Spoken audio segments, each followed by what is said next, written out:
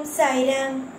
என் அன்பு செல்லமே, என்னுடைய அழகான தங்கமே, என்னம்மா சாய் வந்திருக்கிறேன், ஏதோ ஒரு கவலையிலேயே உறைந்திருக்கிறாய். சாய் வந்தது கூட தெரியாமல் உறைந்து போயிருக்கிறாயே. உன்னை பலமுறை சந்திக்கும் பொழுதோ நான் சொல்ல விஷயம் இதுதானே. பலமுறை சொல்லிவிட்டேன், எந்த ஒரு விஷயத்தையும் போட்டு அதிகமாக குழப்பிக் கொள்ளாதே. நடப்பது அனைத்தும் நல்லதாக நடக்கும். நீ குழப்பிக் கொள்வதனால் எதுவும் மாறாது என்று சொல்லிவிட்டேன். ஆனாலும் உன்னுடைய மனதை போட்டு குழப்பி தவிக்கிறாய். யார் ஒருவன் அதிகமாக மனதை போட்டு குழப்பிக் கொள்கிறானோ அவனுக்கு நிம்மதி இருக்காது. அவனுடைய வாழ்க்கையில் என்றும் கவலைகளை உறைந்திருக்கும். அதனால் அவனுக்கு நிம்மதி என்ற ஒன்று கிடைக்காது. புரிந்ததா? அதனால் நம்முடைய வாழ்க்கையில் இது நடந்துவிட்டது, அது நடந்துவிட்டதே என்று ஒரு பொழுதும் ஒரு நாளும் எதையும் போட்டு குழப்பிக் கொள்ளாதீர்கள். நான் உன் குடும்பத்தில் ஒருவன். உன்னுடைய குடும்பத்தில் என்னென்ன விஷயங்கள் எல்லாம் நடக்கிறது, ஏதேது விஷயங்கள் நடக்கிறது என்பது நீ சொல்லாமலேயே எனக்கு தெரியும் என்றால் பார். அப்படி என்றால் உன்னுடைய நலனாக நான் இருக்கிறேன் என்று அர்த்தம். நீ என்னிடம் வந்து என்னுடைய வாழ்க்கையில் இந்த பிரச்சனை நடந்தது, அந்த பிரச்சனை நடந்தது என்று சொல்ல வேண்டாம்.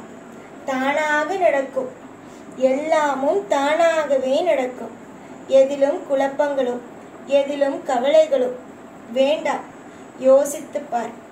உன்னுடைய வாழ்வில் யார் யார் எப்பேற்பட்ட விஷயங்களை எல்லாம் செய்கிறார்கள், யாரெல்லாம் உனக்கு துரோகம் செய்கிறாய், யாரெல்லாம் உனக்கு நல்லது செய்கிறார் என்று பார். நீ துரோகம் செய்கிறார்கள் அல்லவா மனிதர்கள், அவர்கள் மீது கூட கோபத்தை காட்டுவது அல்ல. அவர்களை ஒரு சில நேரத்தில் அவர்கள் இப்படி செய்கிறார்கள் அப்படி செய்கிறார்கள் என்று நினைக்கிறாய். ஆனால் அடுத்த கட்டமாக நீ நினைப்பது பாவம் என்கின்றாய். அதுவே தெய்வம் ஏதாவது ஒரு விஷயத்தை உனக்கு செய்யாமல் விட்டுவிட்டது என்றால் தெய்வத்திற்கு மனமே கிடையாது. தெய்வம் ஒரு தெய்வத்தை வணங்கவே பிடிக்கவில்லை. தெய்வத்துடைய கோவிலுக்கு போகவே எனக்கு இஷ்டமில்லை என்கின்றார். அதுவே ஒருவன் உன்னை அதிகமான வார்த்தையால் பேசி அதிகமான வார்த்தையால் காயப்படுத்தி வீட்டுக்கு வராதே, நீ என்னுடைய முகத்தில் முழிக்காதே என்று சொன்னாலும் அவனுடைய வீட்டில் போயே நிற்கிறார். இது என்ன அர்த்தம்? மனிதர்களுக்கு ஒரு நியாயம், தெய்வத்திற்கு ஒரு நியாயம். தெய்வங்கள் பார்த்து பார்த்து செய்கிறது, ஆனால் அதற்கு கிடைக்கும் பேரோ எப்பொழுதும் தெய்வத்திற்கு நன்றியே கிடையாது. என்னை எப்பொழுதும் என்னுடைய தெய்வம் அசிங்கப்படுத்தவே பார்க்கிறது என்று. ஆனால் நன்றாக உற்று பாருங்கள், உங்களை நான் என்றாவது அசிங்கப்படுத்த வேண்டும் என்று நினைத்திருக்கிறேனா? யாராவது ஒரு நபர் வந்து உன்னை அசிங்கப்படுத்தலாம் என்று முடிவெடுத்தால் கூட அந்த இடத்தில் நின்று உன்னை காவல் காக்கிறேன். உனக்கு என்னென்ன நடக்கப் போகிறது, ஏதேது நடக்கப் போகிறது என்பதை உனக்கு நான் சொல்லி புரிய வைக்கிறேன். ஆனால் அதெல்லாம் உனக்கு தெரியாது. யாரோ ஒருவன் உன்னை கஷ்டப்படுத்தும் பொழுது, யாரோ ஒருவன் உன்னை கவலைப்படுத்தும் பொழுது என்னிடம் வந்து நீ சொல்கிறாய், இவன் என்னை கஷ்டப்படுத்துகிறான், நஷ்டப்படுத்துகிறான் என்று. அதுவே அடுத்த நிமிஷம் அவனெல்லாம் எப்படி என்னை நல்லபடியாக பார்த்துக் கொள்கிறான், நீங்கள் என்னை பார்த்து கொள்ளவே இல்லையே, நீங்கள் எல்லாம் ஒரு தெய்வமா என்கின்றான். என்னம்மா அர்த்தம் இது? இது என்ன அர்த்தம்? தவறு செய்பவனுக்கு மன்னிப்பான். உன் கூடவே இருந்து உனக்கு இது நடக்கும், இந்த விஷயம் நடக்கும், அந்த விஷயம் நடக்கும் என்று சொல்லி சொல்லி கொடுத்து உன்னை காப்பாற்றும் எனக்கு மிகப்பெரிய தண்டனை கல் என்ற ஒரு வார்த்தை. நான் கல்லாக இருந்திருந்தால் உன்னால் இவ்வளவு தூரம் முன்னேறியிருக்க முடியுமா? இல்லை, நிறைய பிரச்சனையில் இருந்து உன்னால் வெளியே வர முடிந்திருக்குமா? எதுவும் முடிந்திருக்காது. எல்லாமும் உன் வாழ்வில் கஷ்டங்களாகவே இருந்திருக்கும். ஆனால் நானோ உன்னுடைய வாழ்வில், உன்னுடைய வாழ்க்கையிலும் உன்னுடைய அனைத்து விதத்திலும் பல போராட்டங்களை சந்தித்து என்ன வாழ்க்கை இது என்று ஒவ்வொரு பொழுதும் சரிதான். என்ன வாழ்க்கை, என்ன வாழ்க்கை, இந்த வாழ்க்கையை பிடிக்கவில்லை, தெய்வத்தை பிடிக்கவில்லை, தெய்வம் என்னை இந்த மாதிரியாக ஆக்கிவிட்டது, அந்த மாதிரியாக ஆக்கிவிட்டது என்று ஒவ்வொரு பொழுதும் நீ போட்டு அழுது கொண்டிருந்த அத்தனை விஷயத்திற்கும் உன்னுடைய வாழ்வில் நல்லதொரு தீர்வு அமையத்தான் போகிறது. அதில் எந்த மாற்றமும் கிடையாது. புரிந்ததா? உன்னுடைய வாழ்வில் எந்த ஒரு மாற்றமும் அல்ல. இனிமேல் தவறு நடக்கும் என்ற எண்ணம் வேண்டாம். இதற்கு முன்பு உன்னுடைய வாழ்க்கையிலும் சரி, இப்பொழுது இருக்கும் வாழ்க்கையிலும் சரி, எதுவுமே உனக்கு பிடிக்கவில்லை.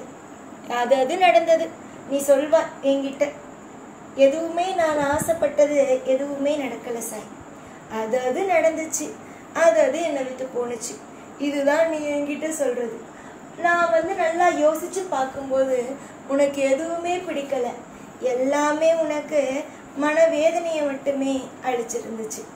ஆனா இனி வரும் காலத்துல ஒவ்வொரு பொழுதிலையும் உனக்கு நன்மைகள் நடக்கணும்.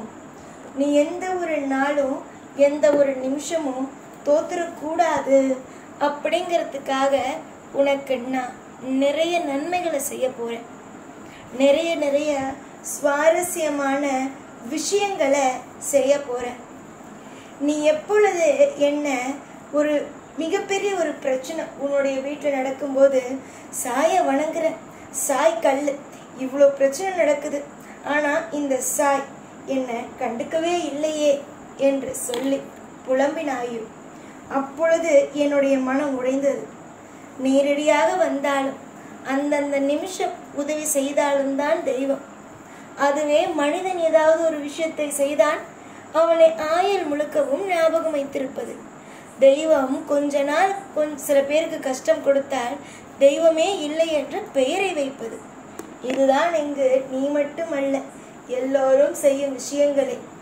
ஆனால் நான் மட்டும் உனக்கு சொல்கிறேன், நீ என்னுடைய பிள்ளை, உனக்கு நான் நிம்மதியை வழங்குவேன். இப்பொழுது இருப்பதை விட உன்னுடைய வாழ்க்கையில் நிறைய மாற்றங்களை நான் கொடுப்பேன். எல்லோரும் நினைத்தது உன்னுடைய வாழ்க்கை முடிந்தது என்றுதான். ஆனால் நான் மட்டும் சொல்வது உன்னுடைய வாழ்க்கை முடியவில்லை, இப்பொழுதுதான் ஆரம்பித்திருக்கிறது. இந்த ஆரம்பமான வாழ்க்கையை வாழ்வதற்கு தயாராகிவிடு. கஷ்டமான வாழ்க்கையை வாழ்வதற்கு எப்படியெல்லாம் தயாராக இருந்தாயோ, எப்படியெல்லாம் உன்னுடைய வாழ்க்கையில் நீ கஷ்டத்தை அனுபவித்து எப்ப பார்த்தாலும் அழுது புலம்பி வாழ்க்கையா இது என்று நினைத்தாயோ, அதையெல்லாம் விட சந்தோஷங்கள் வரும். அப்பொழுது இந்த நாள் அனைத்தையும் மறந்து விடுவாய். நன்மை நடக்கட்டும், எல்லாம் உனக்கு திருப்தியாகவே கிடைக்கட்டும். எப்பொழுதும் உன் கூடவே இருந்து இந்த சாய் வாழ வைப்பேன். ஓம் சாய்ராம்.